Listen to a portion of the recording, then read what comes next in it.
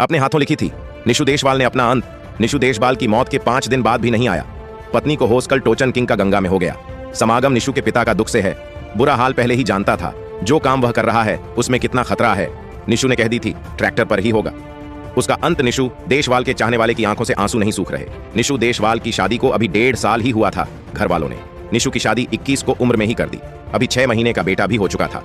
निशु अपनी जिम्मेदारी को भी बखूबी समझता था। निशु देशवाल ने अपने एक ब्लॉग में कहा भी था कि अब उसे ट्रैक्टर से स्टंट करते वक्त डर लगने लगा है। निशु ने कहा कि पहले वह स्टंट में अपना 200% देता था, लेकिन अब 100 भी नहीं दे पाता। निशु का कहना था कि अब उसे पर एक परिवार की जिम्मेदारी है। निशु देशवाल ने यह भी कहा कि उसे ट्रैक्टर से बहुत प्यार है। अगर कभी उसकी मौत आए तो ट्रैक्टर पर ही आए, तो उसे वह मौत भी हंसते हंसते कबूल होगी।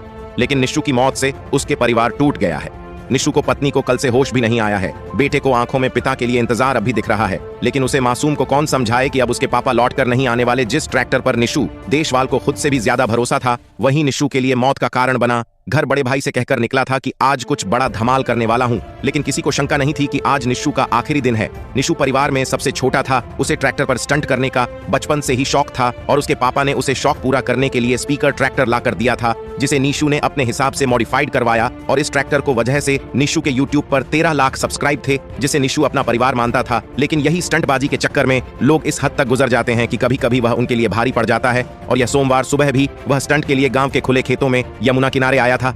यहाँ उसने ट्रैक्टर से कई स्टंट किए, यहाँ तक कि वह कई वीडियो बना चुका था। लेकिन आखिर में संदिग्ध परिस्थितियों में उसका बैलेंस बिगड़ गया और ट्रैक्टर उसके ऊपर गिर गया, जिससे उसकी मौत हो गई। वीडियो को ज्यादा से ज्यादा शेयर करें ताकि और भी इससे भी एक सबक ले सके। जब तक के लिए नमस्कार।